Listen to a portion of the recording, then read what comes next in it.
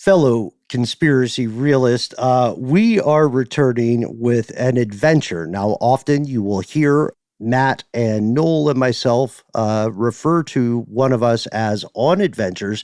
Turns out on Wednesday, February 19th, 2025, we had quite an adventure together, and we're proudly presenting it to you this evening. Yeah, we hung out together at the National Sawdust in Brooklyn, New York as part of the On Air Fest 2025, Brooklyn. Guys, this has been called the Coachella of podcasts by Fast Company. Is that Fast true? Company, yes. And Wired called it the future of podcasting. Oh, man. Oh, I like the latter one the best. Yeah, I prefer that one. Okay. To be clear, not this specific show you're about to listen to, but On Air Fest. On Air Fest, which is a fantastic thing. Think we got a second date. We put our heads together and we started asking about the conspiracies inherent in the concept of sound. And Noel, you put together a team that played live music responding to the audience for about an hour before we even opened with help from our friends at Force Ghost. Yeah, I don't know, less of a team, more of a ragtag bunch of synth nerds. But yeah, with my buddy Eric from the band Force Ghost, who I've done some production work with. If you want to check out, they've got an EP out actually called Recycled Hearts that I did a remix of one of their songs on, if you want to check that out. And I think we'll probably put the music stuff out eventually that we did for this event. But the live show itself actually also contains some fun sound design and some original music by Mr. Eric Kinlaw and myself as well in this cool kind of radio play that you wrote, Ben, and that we actually figured out how to perform live with live sound effects and music and surround sound and everything. With a PlayStation 5 controller. Yeah. Mm-hmm. And I made a pretty fun little compilation of our old YouTube videos to go over top of when Noel and team were playing music, and it was a delightful thing to behold in this all red place. But you're not going to experience any of that. What you are going to hear is the moment we walked on stage as Stuff They Don't Want You to Know to do our episode.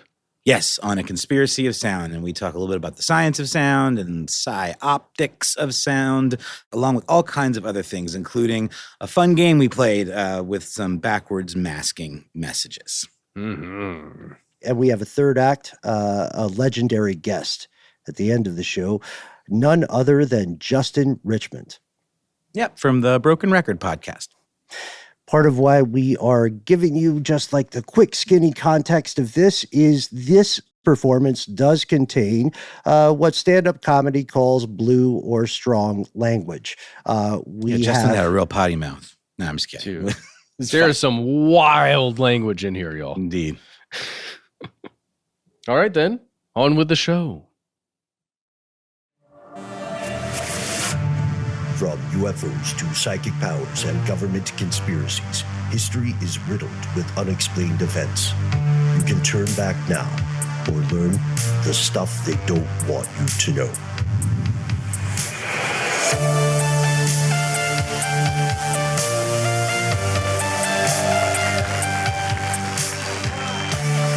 Hey. Check. How's everybody doing? Yeah. Human beings. How did you like our music concrete performance? Okay. Big hand to my pal Noel there, as well as we've got Scott and Eric. Thank you, guys. All of you. Indeed. Anybody with the courage to reach into your heart of hearts, your soul of souls, and share a story into that microphone. There were fragments. They told a whole story in some form or fashion. Or maybe just a word. Someone said like penis ocean. Immediately. Yeah, it was you. Of course it was you. Yeah. I could said tell. Noel a bunch of times. Oh, yeah? I felt like you were summoning me. I was doing stuff then. I was beeping and booping. Who are you, though? Hi, my name is Matt. My name is Noel. They called me Ben. And most importantly, you are you. You are here. That makes this Stuff They Don't Want You to Know live at the legendary National Sawdust here in Brooklyn. Oh, yeah! Is it legendary?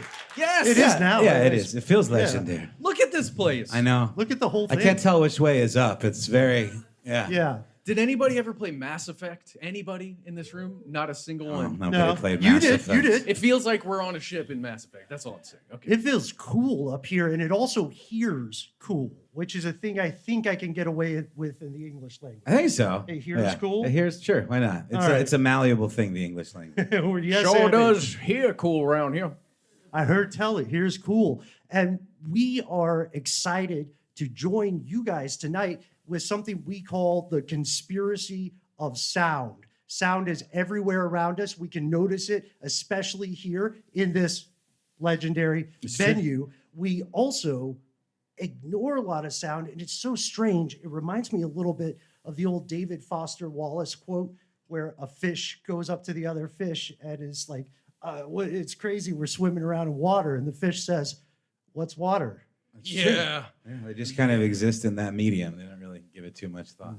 Is there a technical definition of what a sound is? You know there is, Matt. You know we've got it right here. Well, I don't know. in the Has outline. science ever nailed down what a sound is? Oh my gosh. All right. So we have some problems with this one. We'll give you the actual facts definition of sound. Sound is a mechanical disturbance from a state of equilibrium that propagates through an elastic material medium. It's a disturbance? That sounds negative. Yeah. It's also technically accurate, which means it's practically not helpful. So in the way that the water is the medium for, I Yes. guess, the fish to swim around in, obviously sound can travel through water as well. For us, it's just literally, we're picking up, our ear machines are picking up vibrations in the air. It's all this stuff, because there's a lot of stuff out there. You just can't see it. Yeah. Particulates. It's true.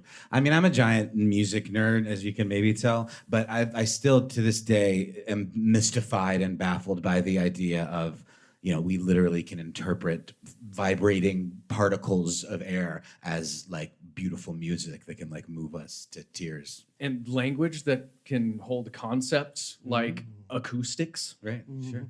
Well, we've got a lot of stuff to get into tonight, folks. And the best way to do it, shout out to our old alma mater, an outfit called How Stuff Works, if you remember that. That's Nerds. Yeah, right. Welcome Right. back. We wanted to give just a more helpful, more practical definition of what sound is. It's a constant experience for a lot of us. It is also a widely misunderstood thing. So, guys, if we were going to talk about the building blocks of sound, right, the notes and the composition of the idea of sound, what will we be talking about? Well, there's a couple different terms. I mean, you can plot this on a graph. If anyone's ever messed with an oscilloscope, it's a way of visually interpreting and understanding and measuring sound waves that travel through the air. And there's a couple of different terms. We've got frequency, which is the number of sound waves that can pass a given point. That's measured in wavelengths, so you've got like the peak and the trough of a wave. There's different kinds of waves. Like in synthesis, you've got like a sine wave, which is sort of a pure tone. It's like doo. And then you got a sawtooth wave, which has more harmonics. So it's more like zzz. And all of these sounds that are used to make weird beep boop music is literally just recreating things that occur naturally in nature. That's redundant, but I'm okay with that. I think that's why this performance is so cool and fits what we just did, because you're manipulating specifically those sound waves in like sine waves. Well, often, yeah. right? And it's interesting because frequency in music can be registered as pitch. Like if you've got an oscillating sound wave and if it's really slow, it's going to be a low tone. And as it gets faster and faster and faster, it can change to a higher pitch. And its frequency is something that is used all kinds of ways in sound design, whether it be, creating a tremolo effect that is registered as a speed, like sort of like a the frequency is how fast or slow that oscillates. But once you get into what's called audio rate, that's when you start perceiving it as pitch. Whoa. I'm done. End of music nerd rant. No, we're That's not not done. true. No, We're no, definitely there's going to be more more. to do. There's going to be more. Way more. So we got to talk about this term hertz, because a lot of people have heard this, and if you're not in, the audio industry in some capacity, you probably don't know what that really means.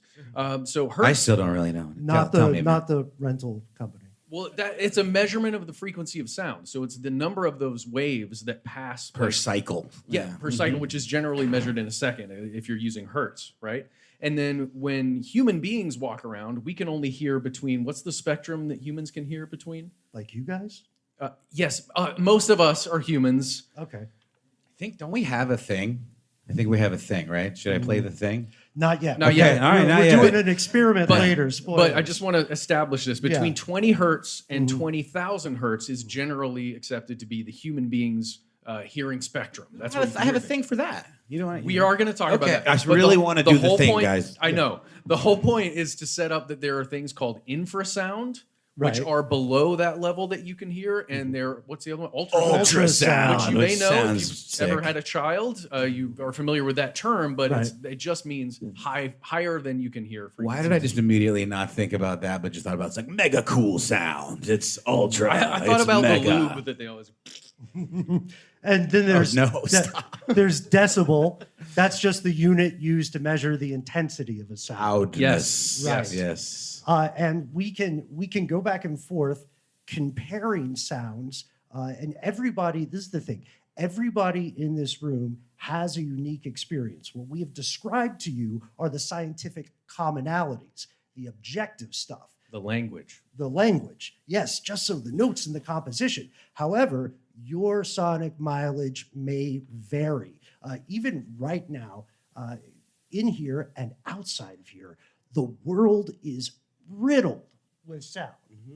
There's so much sound that just to survive your average day, your brain, without your knowledge nor your consent, actively works to make you ignore, I'll say it, we're live, a bunch of shit. Oh, yeah. So much shit. Yeah. Naughty boy. I heard about a study the other day that apparently Gen Z are losing that ability because of noise canceling headphones. Whoa. Have you guys heard about this? Do you know about this? It makes sense if you think about it, because the noise canceling headphones use some kind of phase technology to cancel out the noise outside in the world. So when you're constantly experiencing that, your brain almost like kind of loses the ability to do it naturally, and it's causing some Overstimulation. Yes, exactly. And there was a name for it in the article that I completely should have remembered. But there's a particular type of condition that is being developed more and more by folks who use noise-canceling headphones all the Called getting time. hit by cars. Well, that's its own thing. That's its own occupational hazard.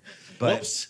but no, I just made me think of that, because it really, our brains are designed to filter out those sounds. But when we use technology to do it for us, the brain kind of atrophies, or that part that does it, you know? Yeah, and that's the thing. Earth is, not to get too woo-woo about it, but Don't do Earth it is then. alive. Collectively, we can call this planet its own huge living mega organism. And like every other living thing, Earth is constantly making noise, right? It's never going to shut up. You know, you're not going to win that conversation with the planet. You can have some headphones and get hit by a car. White But that's noise about it. machine. Some people use noise to mask noise. Yeah. Like my good buddy Jordan Runtag, who I hope is here. There he is. He has a white noise machine by his bed, and I never understood it until I can't stayed go back. at his place, and now I can't go back. Can't go It's back. like I it's weird. It's like it's comforting in some way, but when you live in a big city and you have this constant thrum, right? Yes. It's a way of masking out. Also, therapists like to use this so the people in the waiting room don't hear your deepest, darkest secrets. Well, hopefully. So there's an ambient sound level that exists wherever you are, right? Sure. And in this city, I watched on the plane, y'all. I watched what was it called? Quiet Place 2. No, it was A Quiet Place. The third one. Quieting. The earliest Quiet Place, the first day. Okay. And there's a title card when that movie first starts, and it says the average decibel level in New York City is 90 hertz. 90 decibels. 90 decibels. So Thank you. sorry, but it says that is the basically decibel level of a human scream. Eek. So then, upon further looking into it, Oh, and by the way, shout out to the guy who just somberly nodded. Like, why did you already know that? Yes. just watched it too on a plane, I'm sure. So the whole point is a conversation. So if we're just sitting here talking, not yelling into a mic the way I am, at least right now, this is about 70 decibels if you're standing across from me having that conversation. And if I'm screaming at you, that's about 90 decibels. And that is Sans what mic. sounds like just walking around. That just blew my mind. And that means you have to, as a matter of survival and sanity, you have to cut yourself off from a lot of the noises that surround you, right? And I'm not talking about like arguments with a significant other. I mean, just walking down the street. Talking about Honda Odysseys. I saw you nod. And so we know, though, that there's still a lot of science people have not figured out about this, right? There's still a lot of noises that we can't explain. Have you guys ever heard of the bloop? Mm-hmm. Yes. Okay. That's the bloop, you guys. Let's talk about the bloop. Tell us what the bloop is, Matt. It's so funny. In that clip, you can't even really hear the... Oh, there it is. It's a really weird sound. It's a Cthulhu-esque creature coming at us from the deep, right? Well, yeah, it was a sound that was recorded by microphones that are in the ocean, and scientists were baffled, like, what in the heck made that sound? Yeah. And some of the weirdos thought, hey, maybe that was like a sea, maybe a creature out there in the sea that we've never discovered yet. Tentacled demon from the depths. Lovecraftian. Some large mammal, some large fish that we just haven't discovered yet that could exist in the deep, deep ocean, because it was such a long and strange sound that seemed to raise up. I was looping it, by the way. It doesn't just go on forever like that. Yeah, it is like a singular It is. deep sea fart. Correct. It is. Yeah. What did it end up being, Matt? It Ben, ended up being the glacial version of a tectonic plate shift. The glaciers were cracking, and scientists had abstractly predicted this, but kind of got the time window wrong. So this was a real oh shit moment when they figured out, hey, it's not a cool sea monster from our buddy H.P. Lovecraft. It's Who really thought that, though? It was just us, wasn't it? It's a glacier going mobile, man. Okay. And now this brings us. So we explained that one, but there's another noise that still has not been explained, and it's one of the weirdest continual phenomena across the planet in the world of sound. Yeah. We're talking about the hum. We got the bloop and we got the hum. These are great names. Let's hear the hum. Has anyone here ever experienced, just like while you're in your apartment, just hear like this background? Well, Matt, you remember earlier we were in a coffee shop or something, or a pizza place? The guy in front of us goes, do you hear like this 60 cycle hum right now? Yes. And we were like, you have no idea. We've been like literally thinking about nothing but that. And no, I do not hear it. You're losing your mind, sir. Well, and what we do as humans, we try and find a source, right? So if there's a vent, or you can tell there's a fan somewhere, you're like, maybe there's a hum coming from over there. Maybe it's some other mechanical device that's just causing that standing wave. But in this case, it's like a standing wave that is just outside somewhere. Tell us what a standing wave is, Matt. We've talked about sound waves. They can actually collect, and sort of hang out in corners. If anyone's ever been to a recording studio, there's a lot of techniques that are used to keep standing waves from happening, because they can totally mess with the way that you perceive other sounds by interfering with them. So basically, low frequencies can collect in corners, and in studios, they use things called bass traps to keep that from happening. They're like really expensive pieces of insulation is what they basically are, but they keep those waveforms from collecting and changing the shape of the room and the way sound waves kind of bounce around and refract. I'm sorry I asked you to describe it, and then I went and described it. You knew more than me. This makes me think of one of my favorite sound conspiracies, which is infrasounds. Yes. Right? That's the low, right? Ultra is the high, infra is the low. Okay, cool. And this is, just real quick, I don't know, just show of hands, does anyone here, no judgment, genuinely believe in ghosts? Yeah? Okay, write it down. You got it? Okay. Got some true believers. Good. We got you. Okay.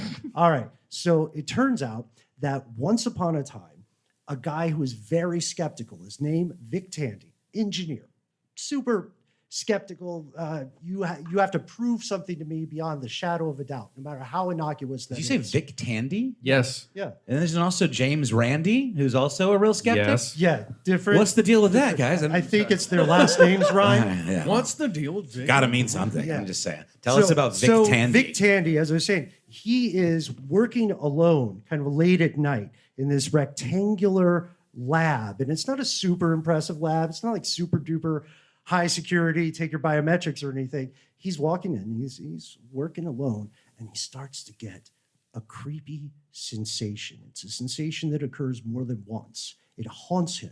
He begins to believe that he's seeing things move out of the corner of his eye. He's getting chills. He has the sense of a presence always just behind him, always just out of view. And he says, okay, first off, I've built like my whole personality on saying ghosts are not real. So I got to figure out something to explain this. And he looks everywhere around. He goes outside. He's talking to like the power company, the utilities company. And then he finds out that there is a fan in the very back of the room that is generating a sound he cannot consciously hear. This is infrasound, and multiple investigators have gone to haunted houses and discovered that, at least in those instances, something like that fan has produced something that very much appears to be a ghost when you experience it in the moment. And there are lots of folks that'll like just set up tape recorders in these houses and let them run, and there will be these sounds that they will pick up that can't be explained by just like what's going on in the house. Tell us more. Well, it's odd because it's kind of two different things, but just to get the infrasound, if you've heard a fan that's just running, like let's say a highly metal fan, maybe one of the older ones, and you hear the high-pitched tones that it creates. But there's harmonic stuff going on the lower end because of the mechanical movement of that thing. And that's the stuff he's talking about. You can't hear it, right? And it can physically, what Vic Tandy found is it can physically vibrate your eye, like your squishy eyes that we all have. And that's one of the reasons you get almost that floater feeling when you move your eye just a little bit and you feel like you saw something there. That's what he was experiencing. That's what he's seeing out of the corner of his eye, and it was freaking him out. Okay. But it's... You can sense that infrasound, right? Sure. Causes fight or flight. Yeah. Often. Yeah. On a primal level. Yeah. Without like feeling like you actually need to leave, you get that sensation you were talking about, Ben. It was such a fascinating thing to discover that. And I think we talked to his son for the book. We did. We talked to his son when we were researching our book, Named in a Burst of Creativity, Stuff They Don't Want You to Know. The book. That's because we had the title for the show earlier. Anyway, so so this is the parable, or the moral here is, if you feel you are encountering a ghost, because we want to give you practical applications of ideas, the first thing you should do, as silly as it sounds, is like check if there's a fan. Oh, or a bus. It was there was a bus stop right outside another place that was reported to be super haunted. That's and right. The bus's engine was creating infrasound and standing waves inside the basement of this area. And he proved it. It's just crazy. One thing I've noticed since I've been working on a lot of more music and recording and like mixing records and things like that is I wouldn't say I hear better, but I hear differently. And I really thought you were going to say dead people. Well, okay. no, that's okay. That's fair. But like I will be in my house and I'll be in my living room and I'll hear this sound and I'm like, what is that? It's driving me crazy, and realize that it's a bathroom fan on the other side of the house. Yeah. And it's because it's creating this kind of standing wave thing that travels a lot farther than you would think. And I'm experiencing it more like, not necessarily like my ears are better, but my brain's processing the sound differently. And speaking of going back to like our point about hearing things differently, can we do the experiment? I think we must. Can we do an experiment? May we do an experiment with you? Okay. All right. So, as we said, not everybody can hear the same sounds. Diplomatically put, as we age, our hearing abilities change. And so what we'd like to do here with you tonight is play a brief clip for you. We're going to start at the lowest sound a human being can register. We're going to go into the higher ranges. And as we play this, listen along closely. When you can no longer hear the sound, just raise your hand. And we'll play two. Play two. This is going to be interesting. Yeah. Let's see if I We'll can play do two. Let's see if I can do the thing. Ready? I'm ready. All right, let's go.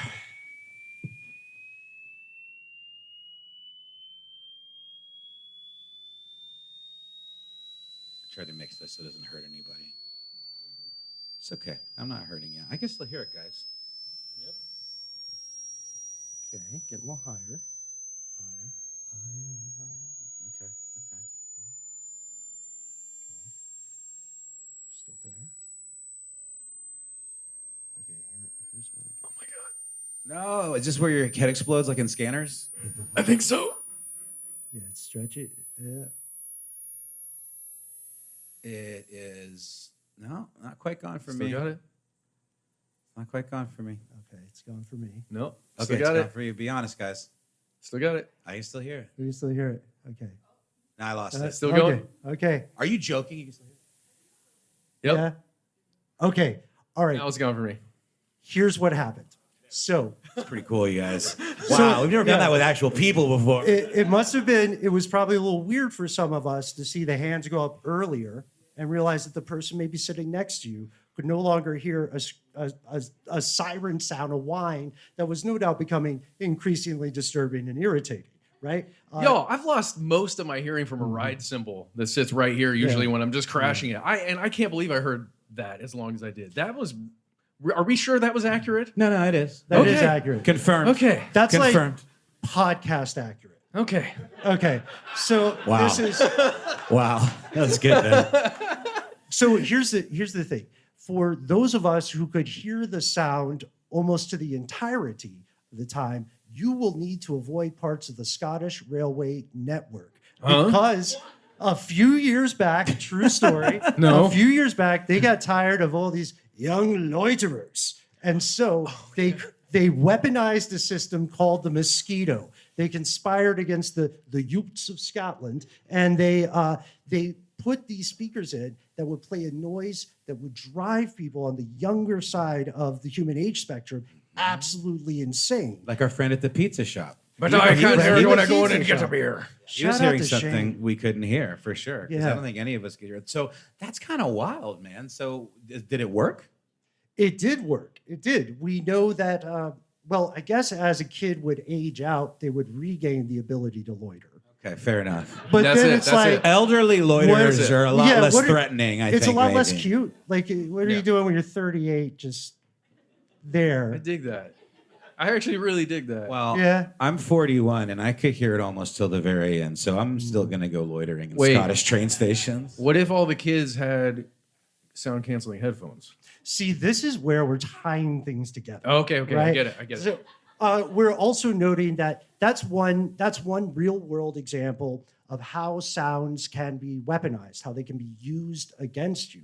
However, that is a fairly innocuous example because no one on that train station is forced to be there. No one is being forced to stay there or encounter sounds that they do not consent to hearing. And we'll pause for a word from our sponsors.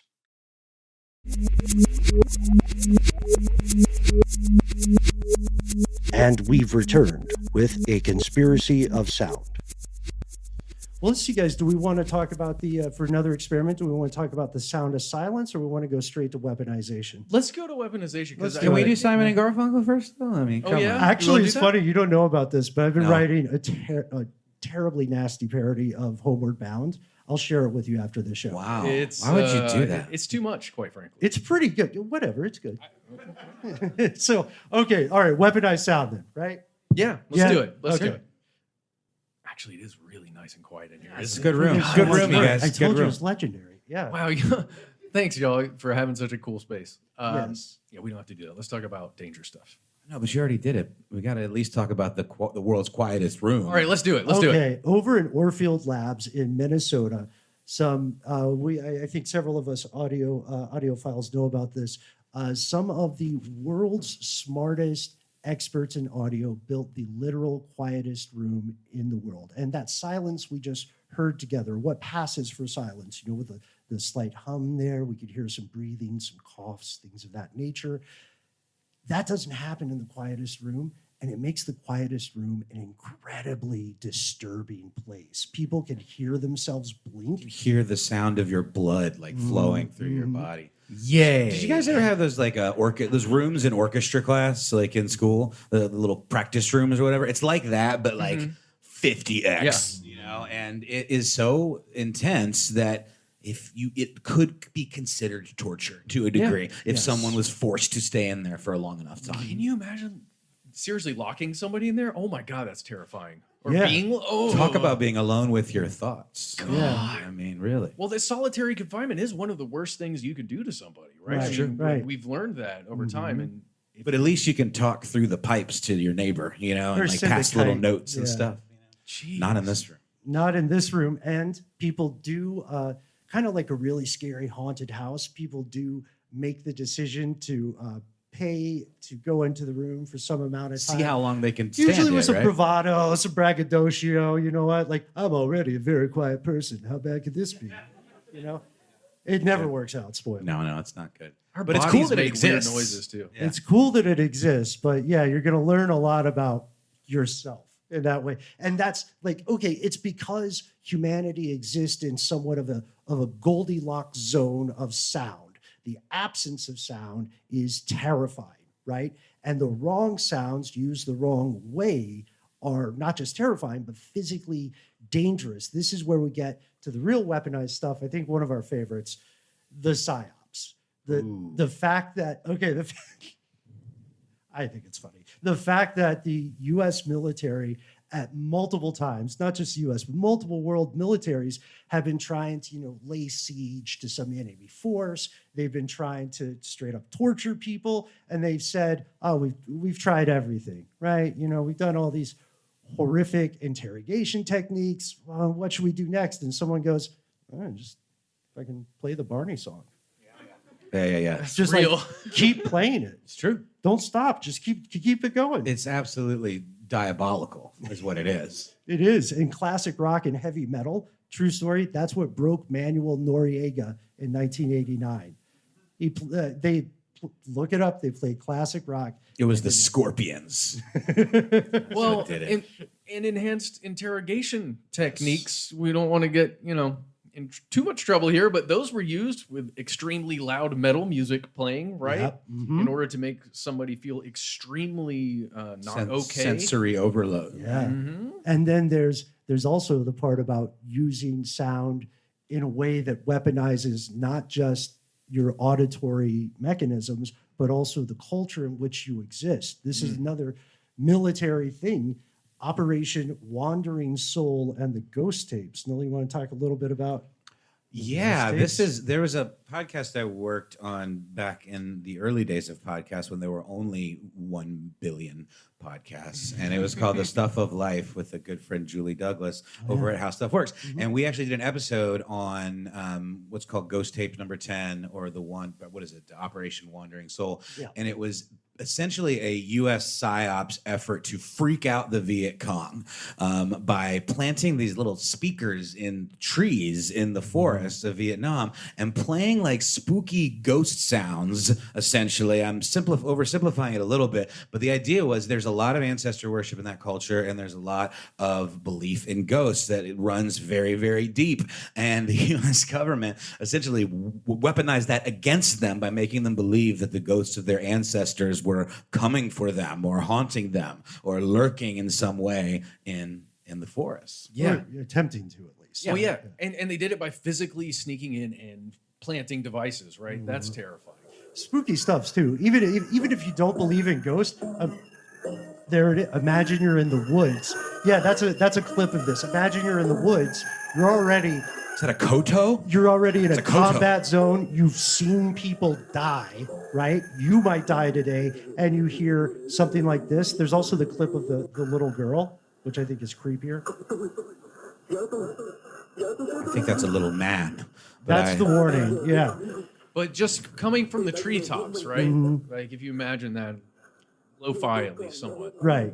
And you're already keyed up. You already know the sounds of the environment around you. So this is, even for the most skeptical of Viet Cong, this is a very frightening experience. I agree with you, but didn't we also kind of determine that a lot of people kind of thought it was bullshit and that it wasn't particularly effective? They did, maybe a little bit, on the part of Uncle Sam, kind super of racist. Dismissive and I think racist. It's super racist. Yeah, just it was all of those things for sure. Yeah. Okay. Whether or not anybody believed it, I don't know. But it is an example of, it is another example of the immense amount of time, money, and energy spent on weaponizing sound against people and turning sounds you hear against you.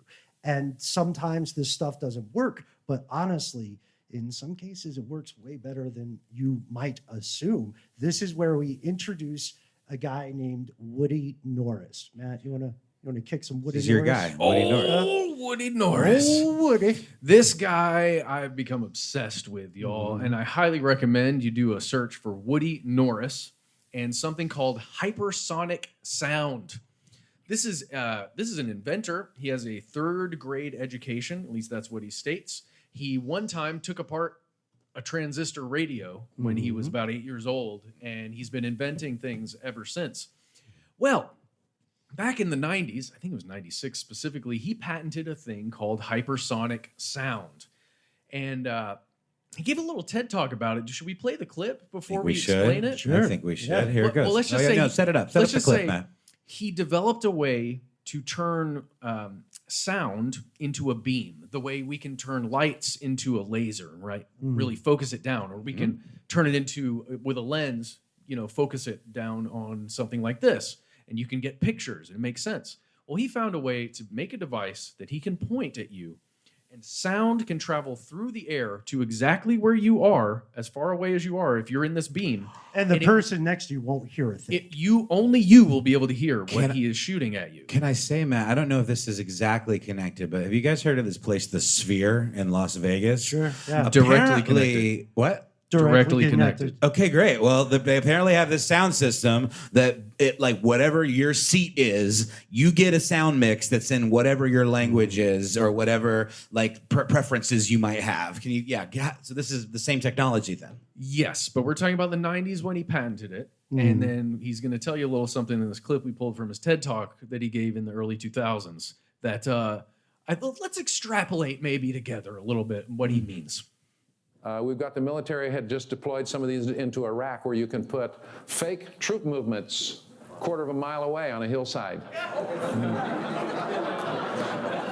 Or you can whisper in the ear of a supposed terrorist some biblical verse. I'm serious. Yeah, you can make someone think they're hearing God. Yeah. With a weapon that the military has had since before, we invaded Iraq the second time. And have him tell you to do stuff. Yeah. Which goes back to the bicameral mind, which is a different episode. But anyway. Sure. Sorry, this has blown my mind so much that it's even a possibility, and really thinking about it being weaponized and purchased by the Pentagon for such activities. Yeah. It's cool. It's fine. Everything's fine. It also reminds me of one thing that has been on everybody's mind a few years ago, Havana syndrome. We've all heard about that, right? Yeah. Just real quick, show of hands. All right. Think it's real? Who's got it? Who's got Havana syndrome? Okay. Yeah. Okay. Who thinks it's malarkey, as Biden would say? Okay. Stop it. Wow, that's surprisingly closer than I thought. We get it. We talked extensively about this. We're going to, again, in a little bit, in an additional segment of the show that we're going to do later. Yes, but for now, so why don't we very just excited. tease it a little bit? Yeah? Oh, yeah. We'll set this up. Beginning in 2016, individuals who, I want to say this diplomatically, were in some way associated with intelligence communities and the State Department. Right. They started reporting. Matt, are you okay? Yeah, I'm fine. Just clear my throat. I need a cough drop. They started reporting all these debilitating symptoms associated with what they thought was an as of yet unexplained weapon that could target them in some way. Was this some kind of microwave energy directed? Was it something more associated with sound? People were looking for all kinds of explanations, including this one guy who said with a lot of misinformed confidence, the crickets in Cuba are weird.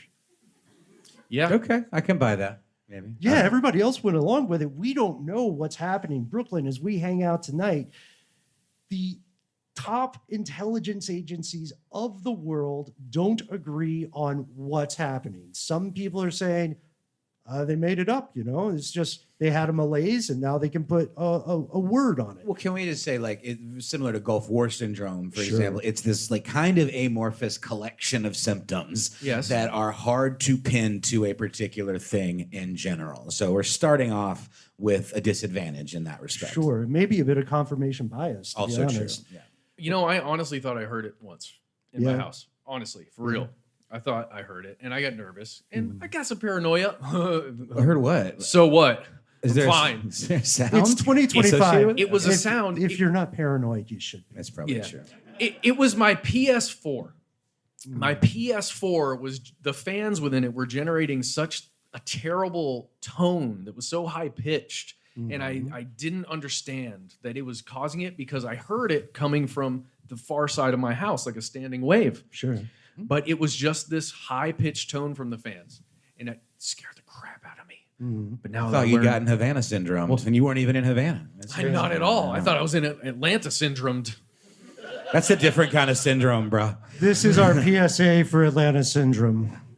No, you'll have to listen to the recordings. Where you just strew chicken wings everywhere you go. Lemon pepper wet. I'm telling you. Well, the hype is real. Just so we know that thing, the hypersonic sound that Woody made, Yeah. it can only register, what is it? It's hertz above 200. So Lemon pepper wet. Yes, thank you, by the way. Sorry, I wasn't going to let that one go. That's the way. That is the way. Sorry, Matt. Please continue. You're totally fine. 200 hertz and above is the targeted like sound you can create Right. at crazy high decibel levels, which sounds a lot like Havana Syndrome. But we do know that these types of weapons exist for like crowd disbursement. Sure. And they're quote unquote non-lethal, right? Less than lethal would be the better. Your head doesn't scanners explode instantly, but it may not be good for you long term. Big picture. It's a thing where the manufacturers can say legally we're not trying to kill people. Yeah, like rubber bullets. You know? Right. Yeah. Pain hurts or hurts. Pain does hurt, Matt. It's true. Everybody it's hurts very sometimes. nature. Everybody hurts sometimes. Right? At a decibel level of 125, that's when pain begins to register in your mind when you're like being hit with a wall of Followed sound. by Scanner's head explosion. Right after that. So I'm not going to let it go. So we know that there can also be messages conveyed in this way, right? There can be messages that are sent out, maybe in plain earshot, to this entire audience, but for one reason or another, maybe only a few people would register it, right? And we're not talking about just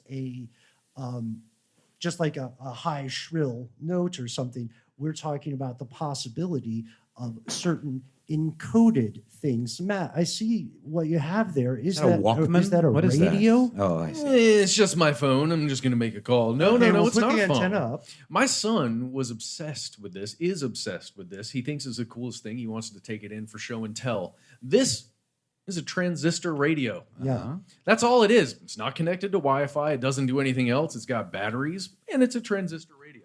It's got a fancy little thing here we call an antenna. Right. And you know what it does? What does it do?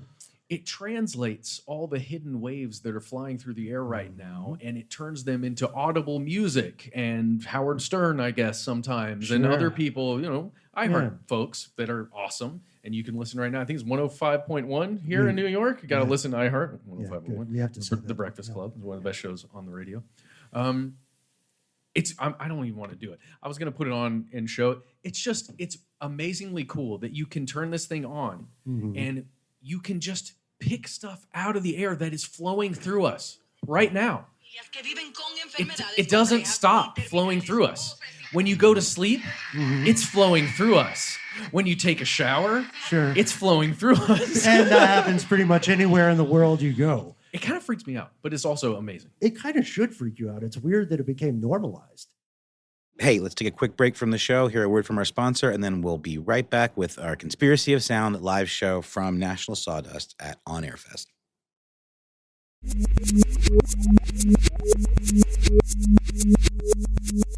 Oh, those were great, right? We're back. Let's jump in. You don't even need much more technology to do a real hidden message that can go around the world. It's time for us to talk about number stations. Yes. Really quickly, though. I see you, Frank. What's up, man? Lest we leave you terrified that we're all being like bombarded with these radio frequencies and that they're like dangerous or something. There are different spectrums. They're not dangerous. And there are, of course, microwaves, things like that are very tiny because they can penetrate your body in ways that are dangerous. But these are comparatively large waves, right? Yes. Wait, which ones are we talking about? The shortwave is what they're called, but like the type of things that are flying around, most of the stuff that we encounter when we're sleeping, like you're talking about. Yes. These are not things that we should like be worried about. No, we shouldn't be worried about It's just them yet. interest. But Wi-Fi is a fairly new thing when you think about It's the just span another kind of radio human existence. frequency. Yes. Someone in the crowd right now just thought, oh, God, 5G. No, we're not going there. 5G, 7G, but no. Just think about the amount of waves that we send out from all of these giant places that broadcast them, and from our individual devices and all that stuff. And there are a lot of people that are freaked out about that, which leads to the quiet zone. Yes, Radio the quiet National zone? Radio Quiet This is real. Zone. We went Oh, there. that We place got is lost. scary. We got hella It's lost. one of the last places with actual landline payphones in this country because there are no cell phones allowed to exist. And they have literal vans, people whose job it is to roll around scanning for these type of frequencies and figuring out who the hell broke the rules and brought this, forbidden device into the quiet zone. And we will get to number stations. We're going. right? I'm so sorry. I'm so sorry. Now, why are you sorry? I'm the one that brought us back to the radio. I just don't even want to think that we're like getting cancer from, Star 97. No, hell no. The greatest thing is if all the technology just broke, right? Huge blackout or something. If you've got one of these, you know what's going on because there are going to be human beings in a radio station broadcasting some important message out, and hopefully you can pick it up. Like in Fallout, what's the guy's name? The DJ in the Fallout game who you have to go find? 3 Dog. That's right. Yeah. You got to find 3 Dog, and then he'll tell you where your dad is. And there's an entire system of He doesn't tell you automated directly. messages. It takes a minute. There's an Spoilers. entire system of automated messages that are supposed to continue like after civilization falls. That's right? exactly and right. There's like 12 people, and now they have to listen to the same recorded message over and over again, which kind of becomes an accidental side. And there's usually like a plot point where you realize they recorded it and it's on a loop and everyone's dead and you're fucked. So if I tune my radio to 105.1, I can hear Charlemagne. What else gets played on some of these radio bands? Oh gosh, yeah. We'll fast forward through this real quick. You don't need a dangerous frequency to do dangerous things. Number stations are an active conspiracy right now. I just tuned into one when I was in Japan a little while back. There is this Cold War relic that is entirely meant to communicate with spies. Anybody can tune into these radio stations, at which point you'll hear something like this. Possible. Nope. Hold on, we had a screensaver.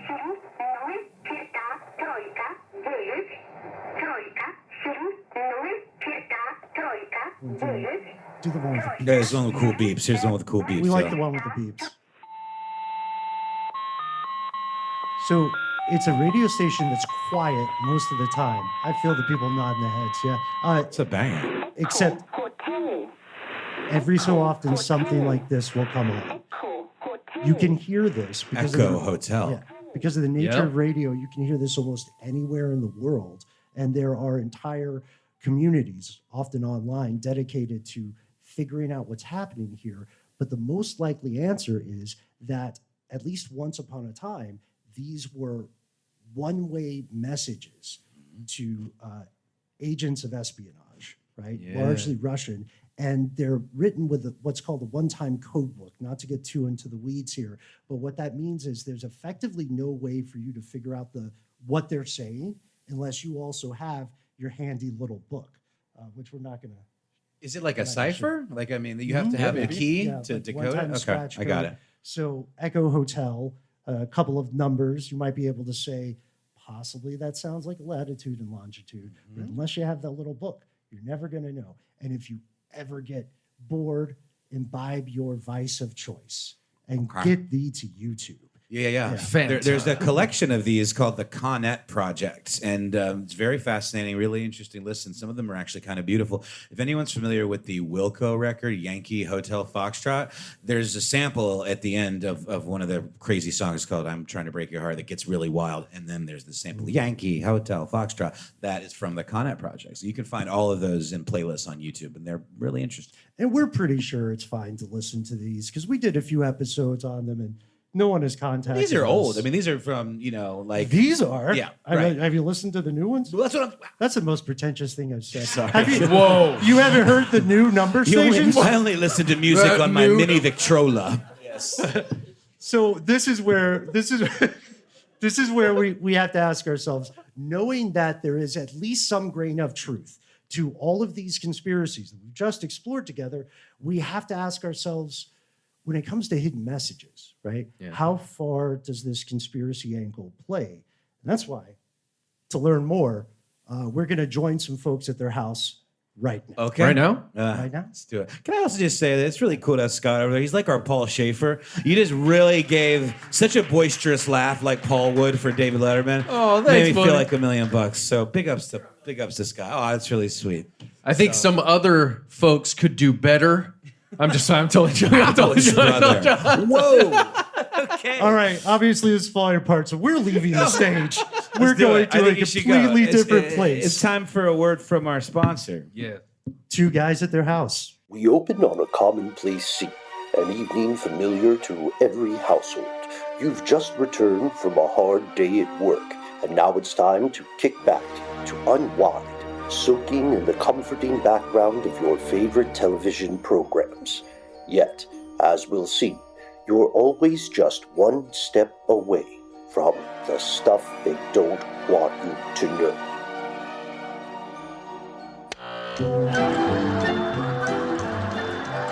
Man, what a day. All right, hear you. Time to take a break. What's on the tube? Let's see. Let's see. Oh, I love commercials. Me too. Imagine, with this light, crisp cereal, you can get all the nourishment of New Ken Tile Easy Clean Solid Vinyl Tile. At Wendy's, you never have to ask. Where does it all start?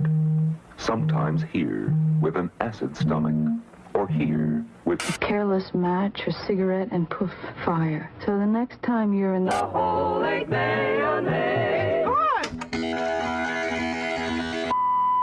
Attention. This is a test of the emergency conspiracy system. This is a test of the emergency conspiracy system. Oh, I was waiting for this. Waiting for what? Man, this noise is driving me crazy with the misophonia, man. I'm sorry. Dude, it's the National Headphone Alert. Don't you read the news? It's illegal for you to ask me that. The Transparency in Audio Act, remember? The new secrecy laws. They say that some people finally get to hear what's really being broadcast. It's thanks to these Doge-issued headphones. Oh, right. These. Hang on, wait. I thought it was a scam, right? Not everybody gets these headphones, yeah? Yeah. And it turns out there's an entire hidden world of sound, and only a few people get to learn about it every year. Okay, so why us, though? I think it's because we went to that on-air fest a little while back. Like, right now. This just sounds like a beep, yeah? Yeah? Check this out. Again, if you are hearing this message, congratulations. You have successfully passed the emergency conspiracy broadcast test. With these headphones, you will be able to hear the true messages embedded in your programming. We, the secret government, invite you to use these devices and explore the signals sent through public airwaves. And the best part about the iCroon? Why, the efficiency, with the newest circuitry embedded. Holy smokes! Put them back on. Here we go.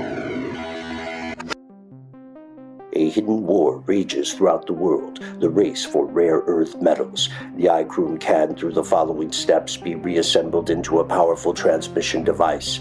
First, find an appropriate crossroads. Gather a fire of willow and yew. At the stroke of midnight, available now wherever you find your favorite Conglomco products. What in the holy Kellogg's Diner is going on here? Pretty cool, right? No, dude. No, it's not pretty cool at all. You're saying there's an entire conspiracy to hide secret... What are these? Messages? Instructions? In plain sight? Technically plain earshot. Wait, you can hear us? Oh yeah, I can hear you.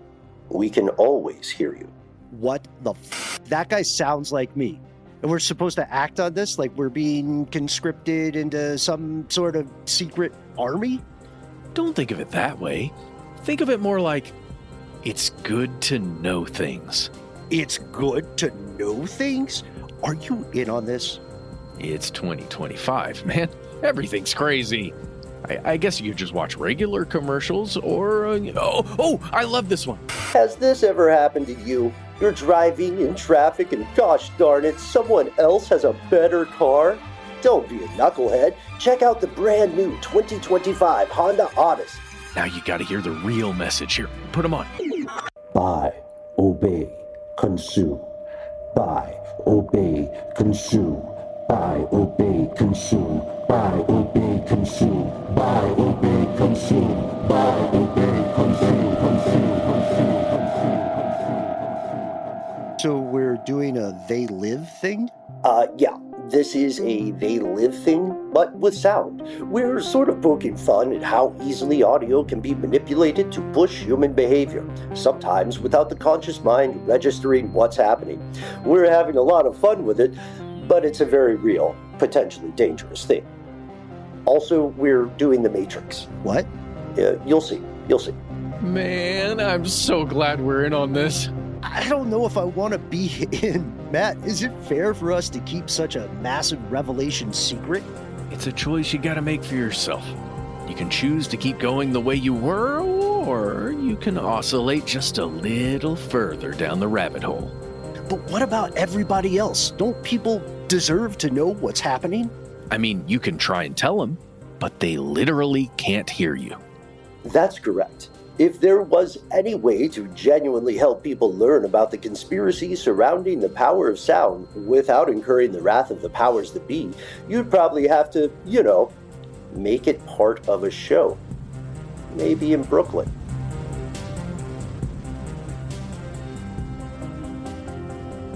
This is a test of a conspiracy broadcast. This is only a test. If you or loved ones suspect your audio is being manipulated, please report immediately to your local shadowy cabal and apply for your patented conspiraphones, brought to you by Illumination Global Unlimited.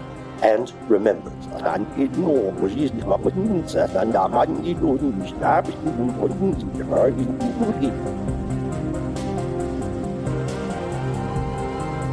Whoa, guys, hold on. I think we need to take a break before we move on. We'll be right back after a word from our sponsors.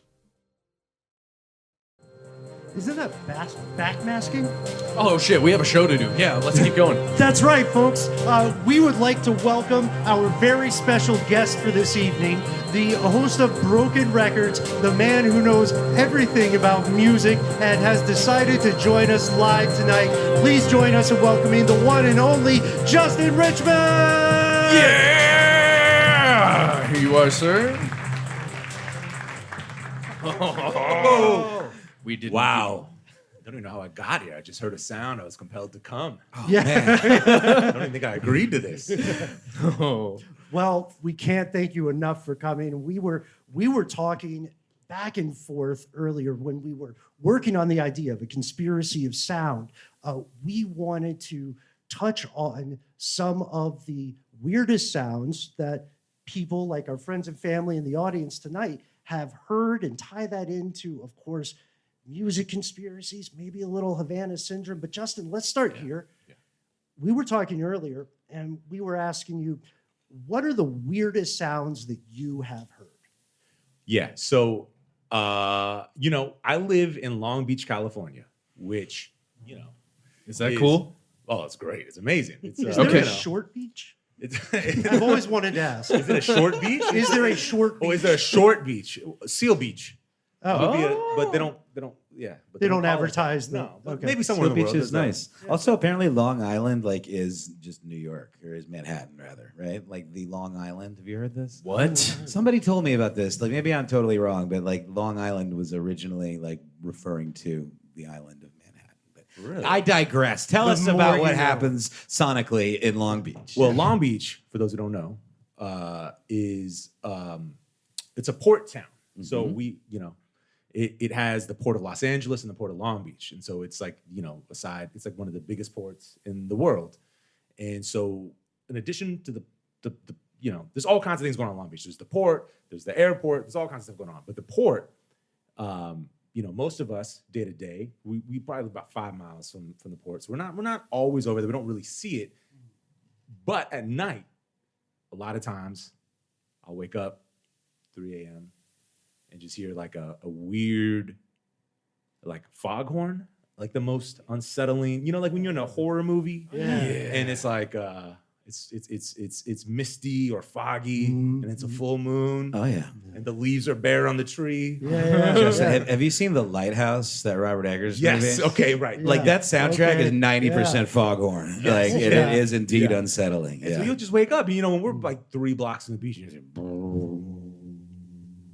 Whoa. I wonder if you hear the hum, the rumble of some of the ships and stuff that roll through there too, and the mechanisms that are like on the dock itself. Well, that's the thing. Like the foghorn, as unsettling as it is, like you wake up at 3 a.m. to go use the restroom, you can go back to your bed, you're hearing a foghorn. At least I know what it is and why it exists, and I can identify that sound. There's also an abnormal, for the longest time, and I haven't heard it in a while, but for a while, I would wake up around 4 or 5 a.m. And between 4 or 5 a.m. and 6 a.m., 6:30 a.m., there'd just be a high-pitched whistle. Oh, okay. And everyone in Long Beach who's up at that time can hear it, but no one can tell me what it is. There's just a rogue whistle? No one can explain it. There's also, by the way, I know we're not talking about smells, but there's a bizarre but I love it. Smell that floats in from off the coast. Okay, yeah. That no one can tell you what it is. I mean, it smells like there's a gas. Like sometimes I've come home, watching the house, and like, there's a gas. Like, wow, I left and I'll go look, and there's nothing, and I'll call I'll call it in, because you're supposed to call in the gas leak, right? So I'll call, do you want to send someone out to check this out? Like, oh no, we're getting calls left and right, like it's everywhere. We don't, but they don't know what it is. We don't know. No one knows what it is. The government, the local government can't tell us. Like California has people go down to investigate. They can't tell us. Does it smell bad? It smells like gas. It smells like gas from somewhere. It's like sulfur. It's like sulfur. Yeah, oh, I got bad news, dude. Your whole town is haunted. Yeah, it's true. This is actually would not surprise me. What we brought you on the show to talk about. Yeah.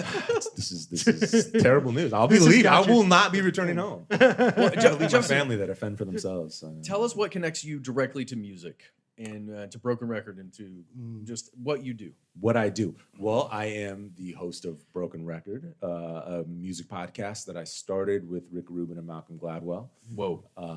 Yeah, that's cool. And Rick has since, he's still involved at a high level, but he's hosting a new show now, and so I'm left to host. He's just meditating, levitating somewhere in Malibu right now as we speak. We don't even know where he is. We're not sure of his whereabouts. He's not a higher. And you're making a badass show. There we go. Exactly right. But music is. We talked about what sound is, sound waves, and all of that. I'm a huge music fan, and the idea that music is just this scientifically quantifiable bunch of vibrating air, molecules, still just kind of blows my mind. And when I put a needle on a record, the process by which grooves scratched into a piece of plastic are then transmuted through a needle into a thing that goes into speakers and becomes music that then hits our ears absolutely blows my mind constantly. And I more or less understand the science of it, but it doesn't make it feel any less magical, right? Well, it blows my mind. You know what's funny? We always talk about this in a negative sense, but I'm always astounded by it. And I wish we'd go back to it, but we always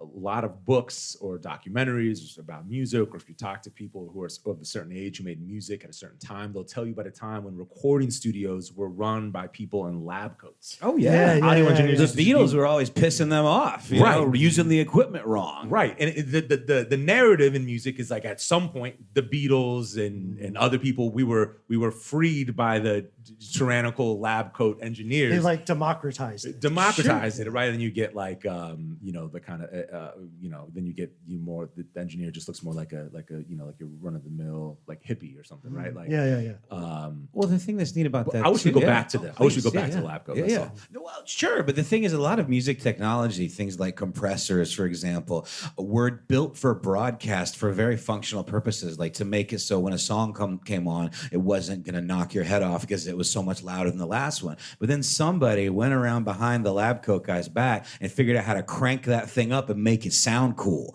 And that's like the sound of Led Zeppelin's slappy drums, or like the Beatles plugging a guitar right into the console and cranking the gain up so they get a fuzz on Revolution, That is what we did liberate from the lab. There's certain sounds that aren't proper sounds or correct sounds that are make music invigorating to us, right? It's sort of this weird we people who don't even it's funny, like if you talk to someone, and my people in this audience, there's no shame in this. I couldn't even remember a time in my life when I loved music, but you would hear things that I couldn't differentiate between the instruments. Like if you said, oh, like that's an interesting bass line, I would have been, what is the bass? You have to really sit and explain it to me, like, oh, that's what that is. And sometimes I still talk to people. I'm like, this song is great. It's great because of listen to this arrangement, listen to the bass and the guitar and the way the The horns come in The here. horns, the piccolo. You know, Yeah, what the piccolo. Yeah. It's talking about the magic flute, by the way. yeah. It's a great soundtrack. Mozart. No, but you know, it's like in the same way, like there are sounds that weren't proper sounds, and we can't necessarily readily identify what's proper or not proper as a listener. But sometimes that those weird, the distortions or the weird things that were mistakes in the studios make the songs that we love 100%. better. Keith Richards got his guitar tone by slashing a speaker with a switchblade. Right. Like literally ripping the cone, the paper cone of the speaker, and making it vibrate against itself to get a cool tone. Yeah. Yeah. A lot of times that would happen. Like, and I think like something now I can't remember the exact specifics, but if you go and listen to the Kinks song, Really got me now. Really got me. Like there's a really great distorted guitar on that. That's one of the early distorted guitars, and that's because like the amp was malfunctioning or they broke it. And based on that, you know, then they go and they figure out, well, how do we get that sound? And someone manufactured like a distortion pedal, you know. And like, That's a good question too, because we often more and more now we kind of hear and accept these allegations of a cabal running a music industry, right? So in your experience, we'll get to that, the truth or falsity of that in a second, but in your experience, personally, do you think those imperfections are more or less frequent to emerge in a finished song now? Like, is there someone shutting down a thing, or is there someone, do people still have the agency to say, no, that's perfect. I don't care if the accordion's out of tune. I'm Tom Waits, or anything like that. You know, that's a tricky question. I mean, in some ways, there's more freedom to make mistakes because everyone's just like, we've now gone from making a record in a studio you paid a lot of money for with guys in lab coats running the studio to you're making a record in a studio for a lot of money with dudes who look just like they're in the band running the recording studio, to the recording studio is just at your house, and you may or may not even know exactly what you're doing or all the ins and outs of the equipment that you're using. And so in some ways it's easier to make mistakes, but in terms of the music that gets to the general, population, like I'm of the mind that pop music is marginally less interesting today than say in like 1980 something or 1990. I'm obsessed with Rhythm Nation by Janet Jackson. Phenomenal. It's just a crazy sounding record, and it's because they were using all of these 16-bit samplers that were kind of, by our standards today, lo-fi, right? Yeah. But Jimmy Jams, the producer, like it sounds like an industrial record. There are sounds on it that sound like drills or, beating on trash cans. And it was a massive pop record. When you listen to it now, it sounds fucking weird. Yeah, Janet Jackson, you can't get, I mean, when Rhythm Nation came out, could you get any bigger than Janet Jackson? Like one of the most popular artists on earth at the time. They're just experimental. Yes.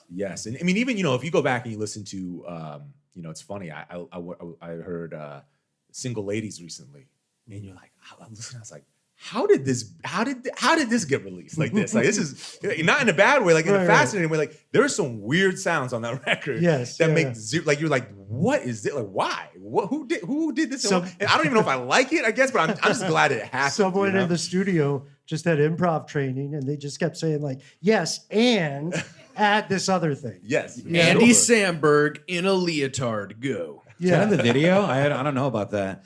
It's funny though. It depends on who you are and how much kind of clout you have, because you've got like Billie Eilish and like Phineas, her brother. Oh, yeah. They make weird records. They make weird records, but they got big organically through like TikTok or whatever. And some people say they were plants. They were plants. That's fair. Say, I don't know. I have no knowledge. Song, Ocean I'm glad they're around though. I'm just glad they're big because my kid found it organically. I disagree. But my point is though, it's like because of that clout, they can kind of make records that sound the way they want to make them. And he's all about sampling, matches, striking, and things like that, which is not the norm. I would. Yeah. But he makes weird sounds. For sure. You said one of my favorite phrases in these kinds of conversations. Some people say. You know what I mean? Like that's some a bread people and butter. do say. I heard. Who am I to say? Yeah, right. We're talking a lot about this, the beat boops. What about the messages and the lyrics, guys? Ooh, the messages. Number 9. Yes. Number 9. Number 9. 9. Okay. Number 9. Yeah. 9. Number Sounds 9. familiar. Number 9. Yeah, it's number 9. I'm familiar with the number. Yeah. 9. I feel like I'm Number 9. we were familiar with the number. Yeah. 9. I feel like I'm Number 9. We were talking about the Beatles. We were talking about misusing equipment. A Number song 9. like this, Number 9. Revolution number 9 or whatever on the White Album, is what you would call musique concrète, or it uses these concepts of misusing tape machines, playing things backwards, manipulating sounds more like an experimental way. And that is sort of the genesis of this idea of hidden messages, whether intentional or not.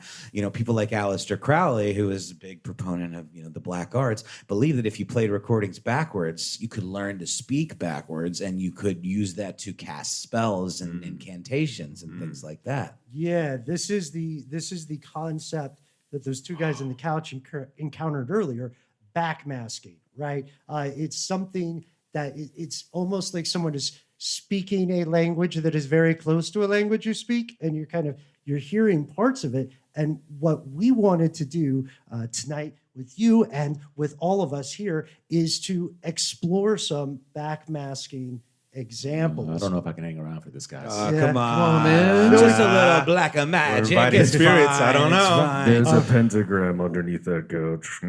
I don't understand. But there is a precedent for this, and the Beatles really kind of set the groundwork for it. What we just heard is a very experimental track from the White Album, and it started these rumors that Paul McCartney was dead, because when you play number 9 backwards, you get this. Let's slow this down. Turn me on, dead man. Right? Or are we practicing pattern recognition? Well, we're going to get to that too, for sure. What do you think? Is a conspiracy that kind of created itself. But you're familiar with this. I know about the Paul's dead conspiracy. I got to say, I either have never actually heard that, like the where it comes from, or it's just been a long enough time that I just have forgotten. It's freaky. That's a stretch. That's a stretch. Do you think it sounds like it? Yeah, someone was a little too high and ran away with that. That's my point, though. It started people talking. It started these rumblings of this idea of hidden messages. Most of them are a stretch, I would argue. And we're going to get through some, and we're going to see if we can kind of identify what they're supposedly saying. A lot of these messages were identified by Mothers Against Metal and these similar groups who believe that there were hidden messages trying to convince kids to do horrible things or worship Satan. They had a little bit of an agenda. Never underestimate parents with time on their hands. It's exactly moms and dads with time on their hands. Jesus, protect my child. Let's hear. Let's hear another one. Okay, let's do it. Well, this is just another Beatles one, really quickly. Okay. But this also feeds into the Paul is dead theory. And I'm with you too.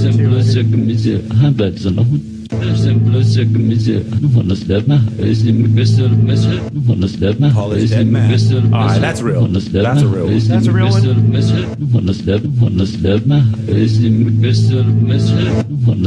Okay. Okay, I don't. Whoa. What do you think? Well, I putting my rational cap on. All right. If I'm John Lennon, and I hear that people heard what they heard in that other message, and they think Paul is dead, then I'm just gonna clearly say Paul is dead, man. Like double down? Like in a kind of a weird way, but like Paul is dead, man. Well, that's funny you say that, because a lot of the stuff that we're going to hear too is people responding to the bullshit and making a little joke out of it too. And John was the kind of guy that would do exactly that. Yeah, you'd like to take the piss. Taking the piss, indeed. Yeah. Let's hear another one. Yeah, This is fun. British expression. This is one of my favorites. Let's see if you can guess who. Let's make it a game. See if you can guess who the artist is or the song is and what they're supposedly saying. And we'll work together on it. Zeppelin.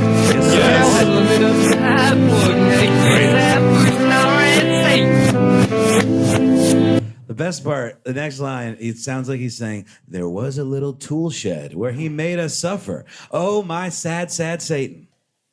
Yeah. Little tool shed. There is a bustle in your what? If there's a bustle in your head, don't be alone there. What's a hedgerow? It's like a row of hedges, right? Yeah.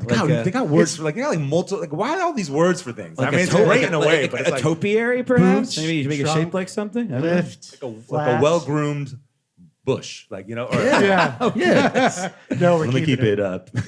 But Jimmy Page and Robert Plant claimed it's hard enough to make music forwards. How are we gonna hide stuff backwards? But That sounds like he's saying, "Here's to my sweet Satan," you guys. I don't know. I think it's a coincidence, and it is that pattern recognition Ben's talking about. But I think that one's pretty neat. I don't know. I just want to play it forward when I hear that. I love Zeppelin. It's a good track, man. Play it forward. After it. Who's sitting playing Zeppelin backwards? Yeah, Zeppelin.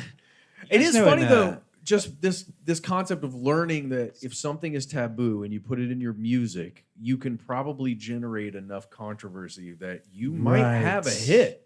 Right? I think that might be the real conspiracy at play. Well, I mean, you can feel it because these are big bands we're talking about, right? Some of them, yeah, for sure. But they didn't need this to become hits. No. But it is a way to keep them in the news, maybe? Zeppelin though was, I guess, into Jimmy Page was into the occult. Aleister Crowley. Sure, that's true. Yeah. Right. And so therefore, either maybe he was just taking the piss again, or maybe I don't know. Do you think it's The something? dark arts? I don't know. Do you think it's something where he was seriously trying to sell the rest of the band on it, and they were like, "Come on, man, it's 4:30, it's a Friday.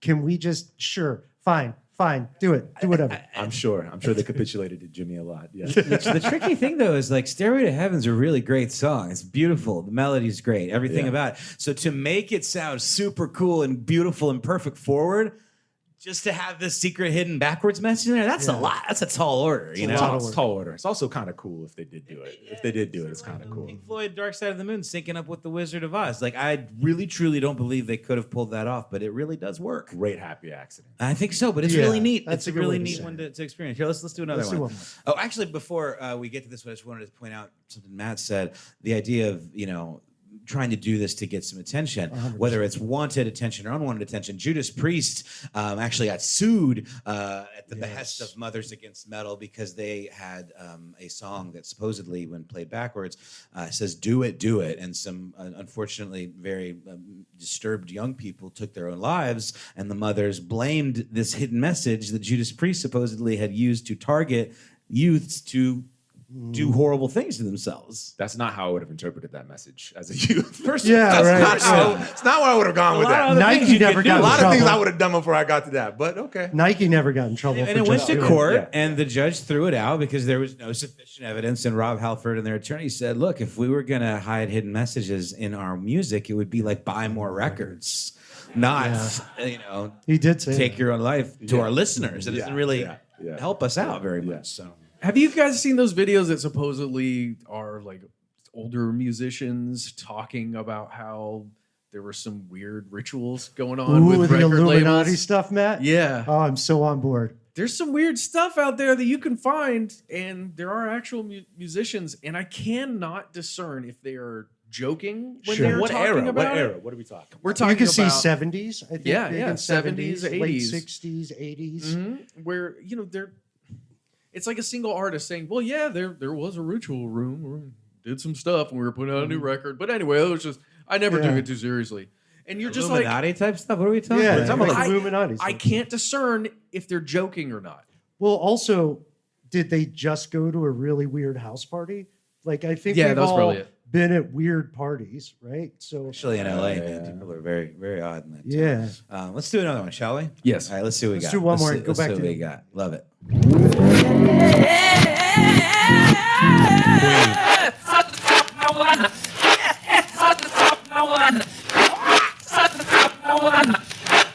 Sounds to Smoke me like marijuana? it's fun to smoke marijuana. That's what I heard.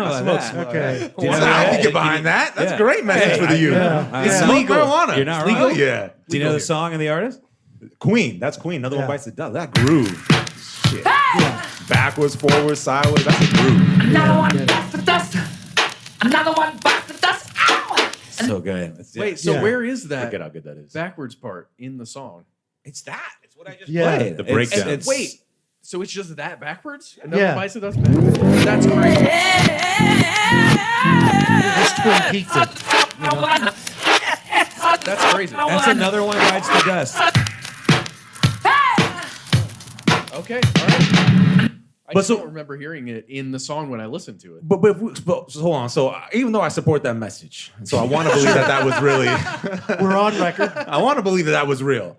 But okay, so like, what's the process though? So like, That Freddie is the Mercury question. goes in the studio and goes into the mic and says, smoke marijuana. Guys, play it backwards. And then it goes, and he's like, and then he Another one tries bites to the figure. dust. Like, that sounds kind of like that. Yeah. It's like, Get back in that vocal booth. Yeah.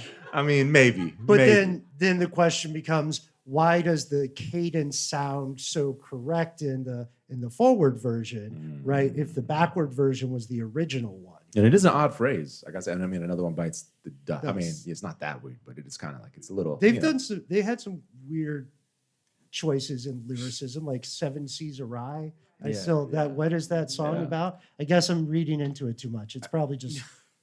I just want to ride my bicycle all That's the a time. great song. That's a great He one. just That's a wants good to one. That's a ride good one. his bicycle. It's a great song, but despite that, it's like that could be a bad song very easily. I mean, like the line between like greatness and like shit is like the Beatles is a shit name. Like if you were to like everyone worries about naming things like the most incredible thing ever. It's like gotta come up with a name for these things. It's gotta like be like revolutionary and it's gotta be short and it's gotta have a hidden message. And it's like the Beatles wouldn't be the fucking Beatles. And it's gonna be a pun. Clever. It's a and it's pun. like it sucks. But it's honestly the greatest name ever. So it's like it's just what they did with the name. You know, they became the greatest band ever. We're like the Beatles. That's fucking awesome. It's kind of easier. It's kind of easier too back then because there were fewer bands that had already called names. Well, which makes it even more of like egregious. Like, pick a better fucking name. They had a wider field. I just had Smokey Robinson on the podcast, and he was like, on Broken Record, and he was like, I started like listening back to Motown stuff again. And I'm like, the Supremes, the Miracles, the Four Tops. Like, these are fucking names. This is incredible stuff. But then we had the indie sleaze era where the Thes came back. We got the Strokes, the Yeah Yeah Yeahs. Sure. You know, there's more. White Snake. That's a different era, bro. If you guys don't mind, though, I would love to end the game on a couple of intentional ones that I think are really fun because we talked about, I think you're right. It's a tall order to get this in there in the way that it would be intended to be heard and communicate a subliminal message. But this legacy of this is legendary in the music world. And so there's folks that kind of picked up on that and sort of had a little fun with it. So let's try it. Let's hear a couple of those. Life's not Here we go.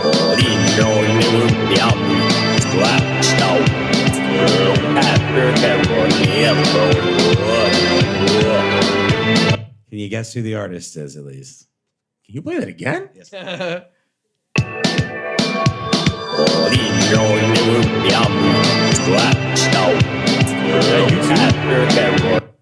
Yeah, what'd you say? Is it U2?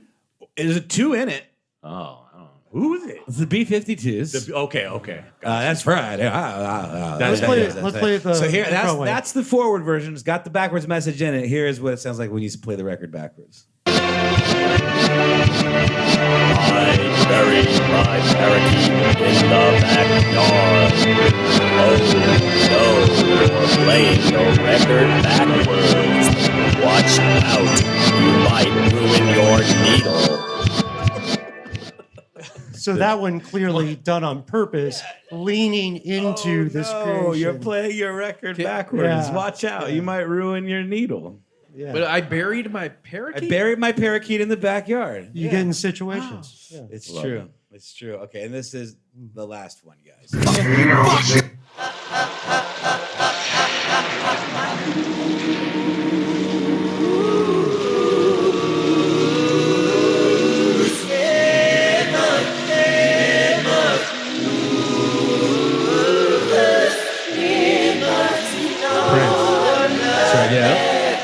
And arguably the horniest song of all time, Darling Nikki. Yeah. And this is at the end of the song as a FU to the record industry and to these puritanical folks. And he's obviously a devout religious man, a Jehovah's Witness, if I'm not mistaken. Oh, Prince didn't like. That's right. But not in this era. He was lapsed, I think, at this point. Fair enough. Right, but this is what, well, you tell me when you hear this. Hello, how are you?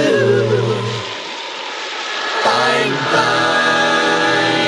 'Cause I know that the Lord is coming soon. Out. I like that. It's so good, you guys. It's so put good. it at the end of that documentary. Basically hit a Bible verse in the horniest song of all time. I just love that. It's so Prince. Well, the Lord is coming. We could talk about the phrase. Maybe he's not talking about that's fair, Jesus. Matt. That's a very good point. Yeah. Fair enough. Again, open to interpretation. But we see something here through this exploration that shows us there's like music is technically math, but there's something inexplicable about it. There's something that I think naturally lends itself to the conspiratorial. And when we were talking about, it didn't take us long, folks. We were hanging out and talking about just the idea of sound and conspiracy. We got to the music industry. We got to some of your takes on the biggest conspiracy theories in the world of music, one of which would be, just simply put, payola. Is payola real? I mean, yeah, it was, and I mean, it was a huge scandal. And We worked for iHeartRadio. We had to take classes about payola. We did. We know. They were very specifically for people more famous than old us. school, though. Payola is a product of old school radio, right? Yeah. Old school broadcasts. It apparently continued in forums and such. I mean, but yeah, it was like there was like congressional hearing. It was like a big deal. Like this was happening because it was distorting the marketplace. The idea being that you pay to play, right? That you pay to play, yeah, right. You go to a disc jockey, and it's like, here's this new record, and here's $100, or whatever would have been the equivalent of $100 in the day, right? We gotta adjust for inflation. You gotta adjust. Yeah. Here's a nickel. Okay. I have to admit, I'm guilty of this. When I was in a band in college, I tried to pay the disc jockey at 88.5 in Atlanta to play my music. That's our college radio station. I didn't know. I just was like, will you take money and play my record, Did please? it work? No. Or was he like, man. no, Wow. FCC? No. Yeah. But Justin, what do you say as we wrap up the show? Do you have any pet conspiracy theories in the music industry that are like, you gotta just get off your chest? Do I have any? Well, I don't know, man. That you're comfortable talking about. Fair. I can't talk about anything that I know about, for real. Oh. I know some things. I don't know anything. Well, payola. I mean, when you think about like Kendrick Lamar, and Drake. I had to wait for you to say. Is there some manufacturing going on, or is that a real beef that happened? I don't know, but massive hit record. Everyone's mad at Drake. I mean, look, I'm from LA. Yeah. My family's from Compton. So come on, what am I gonna say? I'm not gonna say anything against Kendrick, okay? Yeah. But everyone's mad about the Drake lawsuit. I'm kind of interested. I'm interested what will come out of that. I don't know if much will, because I think it'll. You mean suing Spotify? Drake is suing Universal Music Group, which is like they have like their and let me please, guys, I love Universal Music Group, by the way. So I don't want to. We all love Universal Music Group. Universal Music Group. I mean, they have a wonderful catalog. I think they have wonderful leadership. I think they have wonderful teams. Yes. People there. They're great, wonderful facilities. I've Incredible. Great. Yeah. Let me make sure they want to stage offer me a left job. got I that might thumbs up, accept. okay? I love Universal Music Group, but their market share is like over like roughly a third, sometimes more, sometimes You less. could rightly call them a Leviathan. Yeah, they're huge. There's only 3 major record labels, and they're far and away the largest and most important. And both Drake and Kendrick are signed to them. And Drake is now suing them, saying that they basically engaged in modern forms of payola, which is like using bot farms to increase and influencers to sort of increase the plays of Kendrick Lamar's "Not Like Us" in order to defame Drake. And so that's his thing.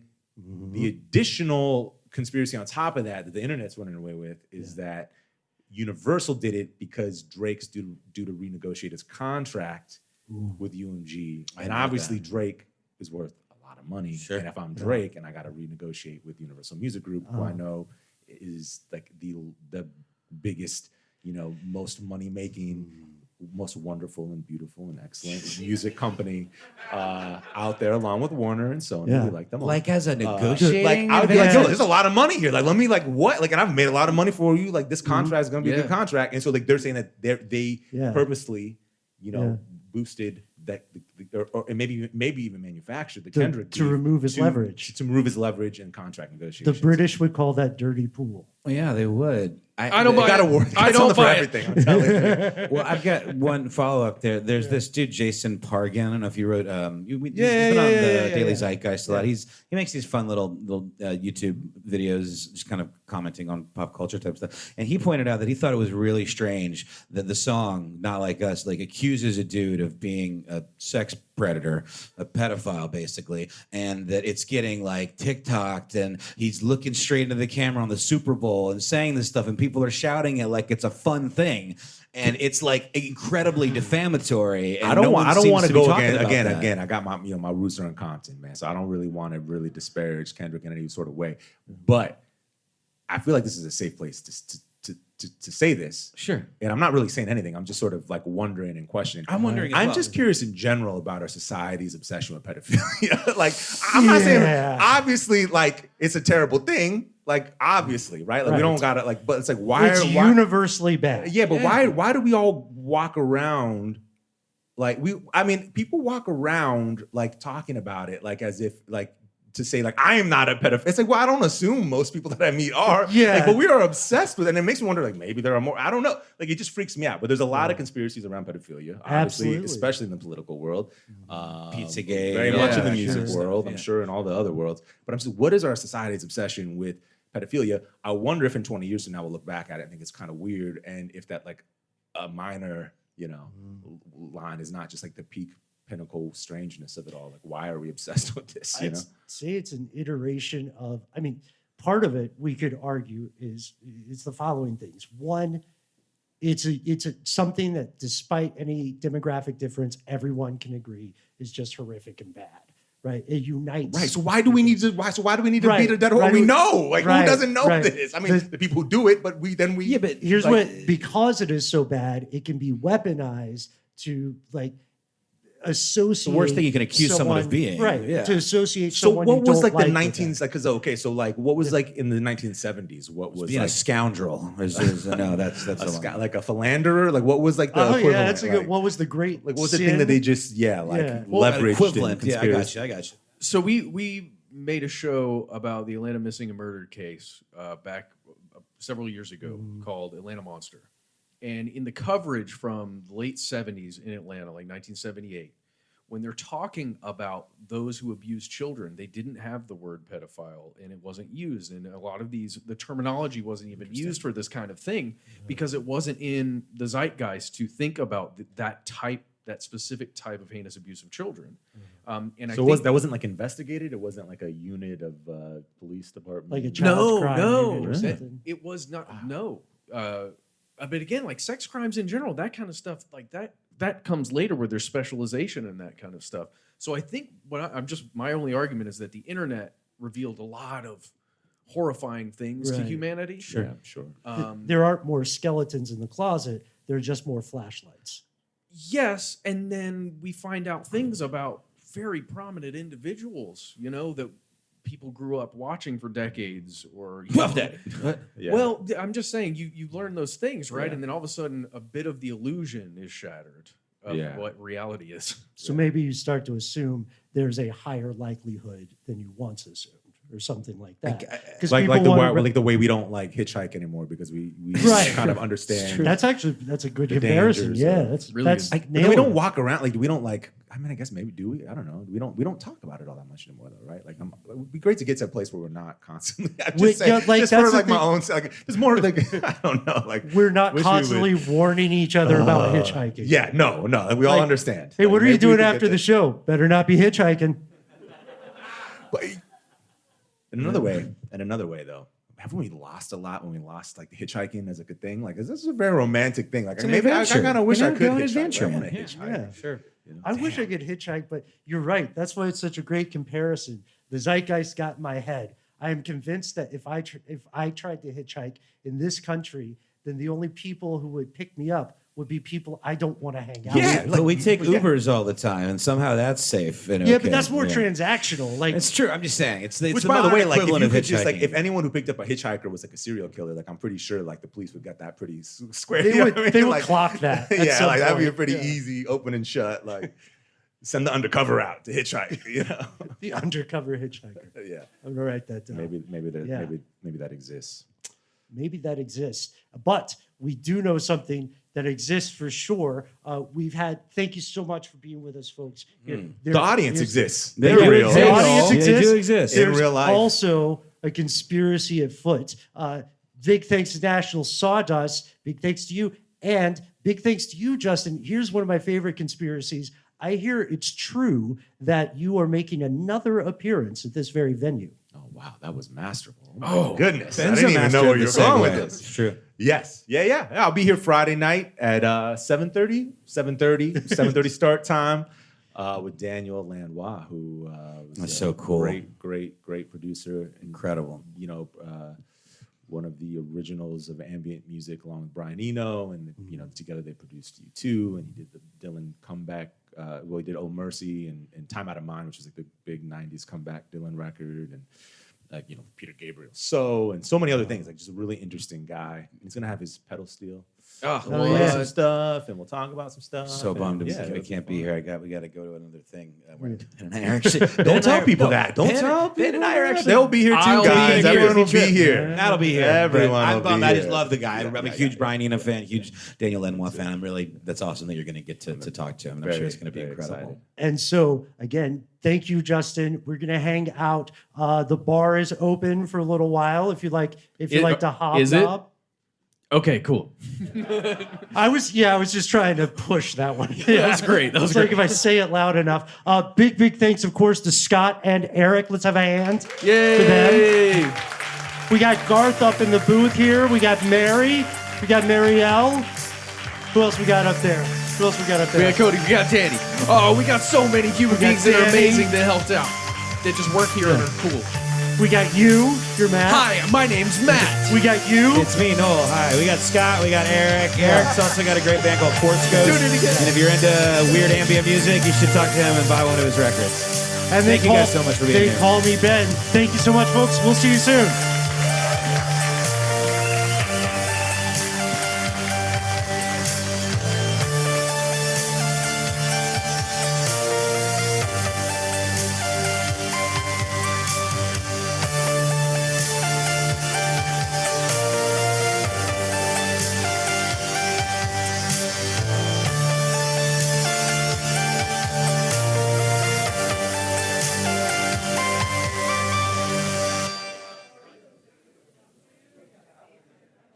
Stuff They Don't Want You to Know is a production of iHeartRadio. For more podcasts from iHeartRadio, visit the iHeartRadio app, Apple Podcasts, or wherever you listen to your favorite shows.